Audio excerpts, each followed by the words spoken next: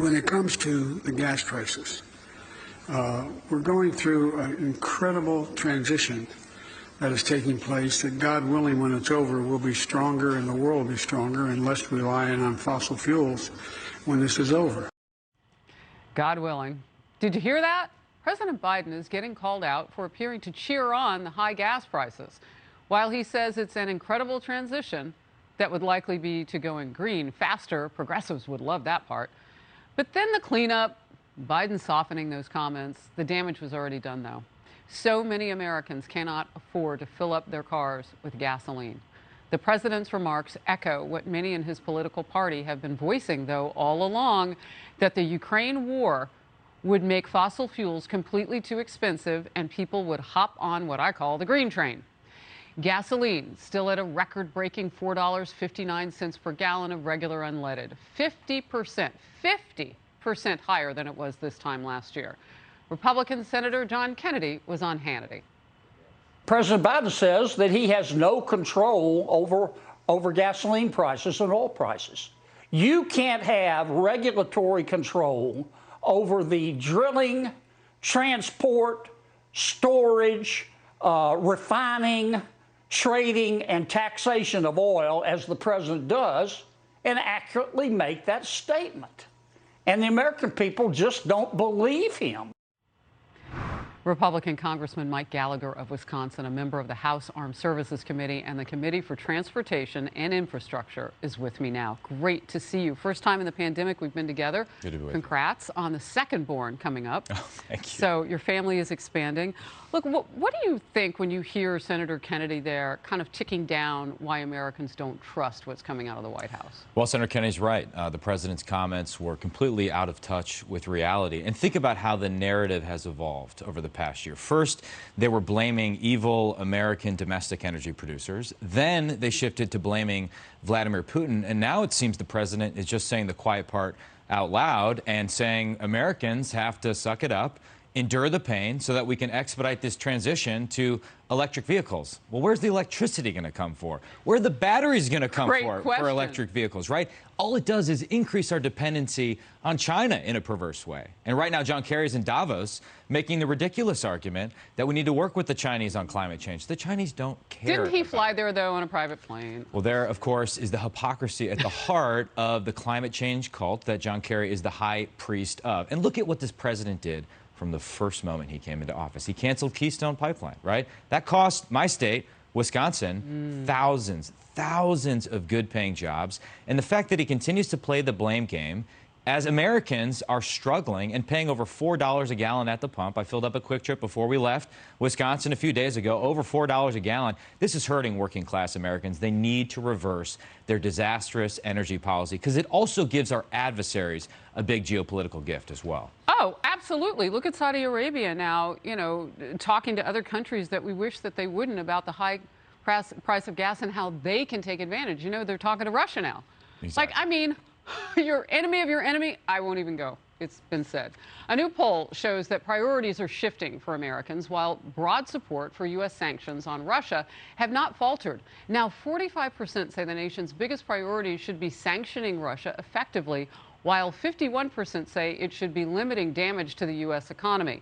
Those numbers were exactly reversed in April. What's happening, Congressman?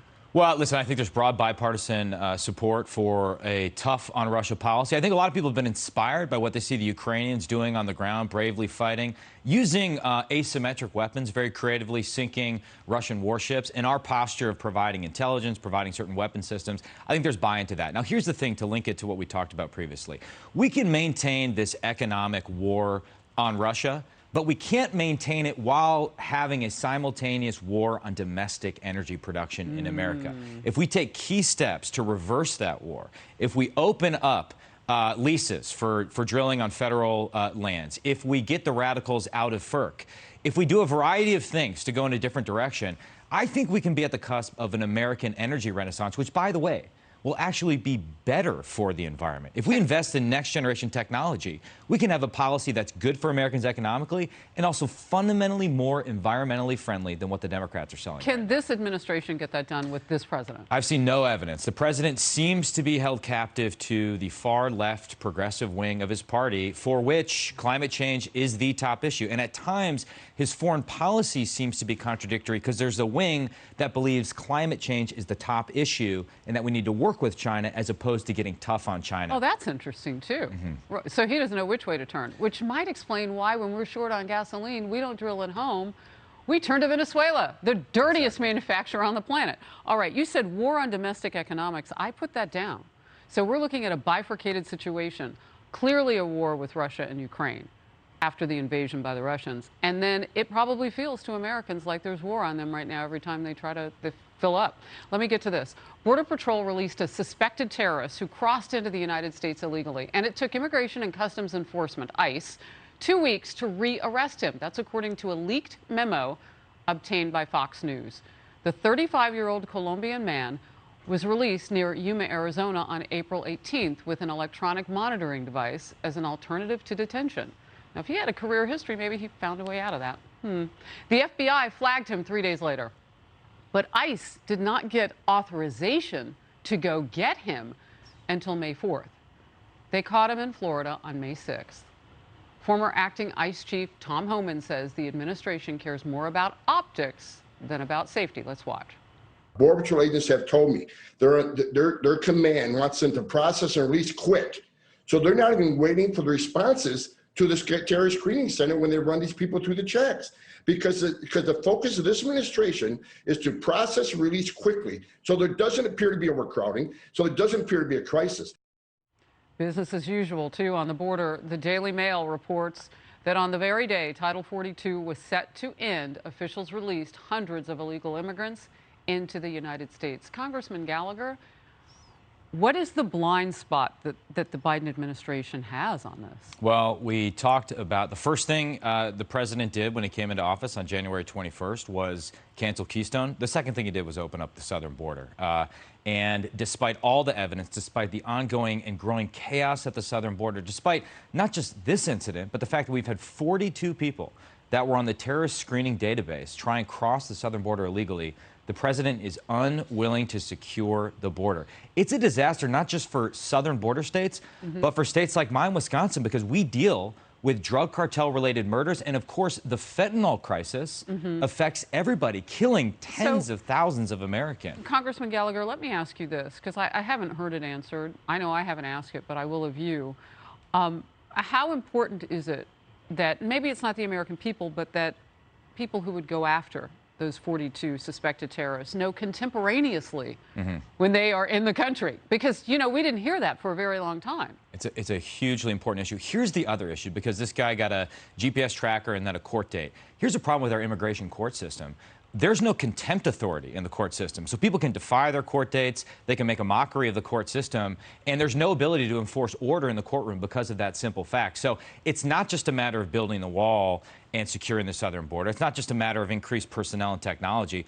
Although you need all of that. You need all of that. From your perspective, I've heard you argue. 100%. We need a defense in depth. We need the Remain in Mexico policy to be permanent law. We need to reform our asylum process, but we also need to fix the immigration court system. So, again, the border's in chaos. It's fueling a drug crisis in America. And thus far, this administration has not shown any willingness to change course. I had 4 sheriffs on from the border yesterday, and 2 of them were not from border states. But, you know, we're all border states when you take into consideration fentanyl. What does it cost Wisconsin? We don't have a lot of time, but I want to hear. It costs us thousands of lives every year. And here's the other thing. I mean, a lot of this fentanyl is being produced in China, shipped to Mexico, and it's not just a matter of it crossing the southern border. Then there are Chinese entities that launder money for the drug trafficking organizations. So China is actually the world's biggest drug dealer, and so our primary long-term adversary is profiting off poisoning America's youth right now. It's a totally absurd situation. We must secure the border, and Republicans need to make this a key issue going forward. And we need to deliver on our promises, which we haven't in the past. China, money laundering. I knew that you'd bring us a new nugget today. I mean, that's just one more way that they're hitting us, the communist government of China. Great to see you. Great to see you. Thank you for being in focus. I'm Steve Doocy. I'm Brian Kilmeade. And I'm Ainsley Earhart. And click here to subscribe to the Fox News YouTube page to catch our hottest interviews and most compelling analysis.